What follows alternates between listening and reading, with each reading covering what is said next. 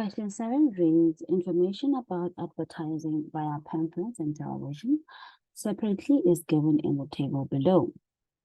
Point 1, the correlation between the expenditure in rands, which is how much was spent on advertising via pamphlets and sales, is recorded in the first row.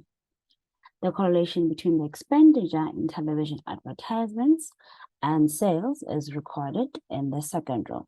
So they're looking at how much they spent on the advertisement and how much business it brought them in. So expenditure versus sales.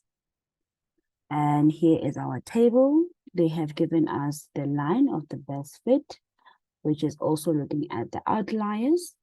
We have our correlation coefficient. We have the number of outliers with high expenditure and low sales. We also have the number of outliers with low expenditure and high sale. So for the first group, they're looking at high expenditure, meaning they spent a lot of money on this advertisement, yet there was low sales. We can see there's an outlier, there's one outlier with regards to the pamphlets, and no outliers with regards to the television. Right? And we have one where the expenditure was low, but the sales was high. So they spent a lot of money on the advertisement. They spent less money on the advertisement, but they made more money from the advertisement. And we can see with regards to television, there was 3 points in the data sets that had matched this outline. Question A, ask which line of the best fit would be most accurate.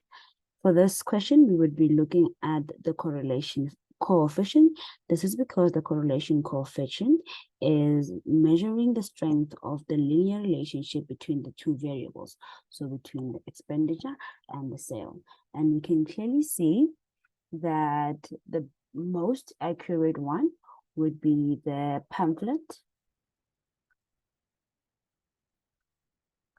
And the reason being is that their correlation coefficient is closer to 1.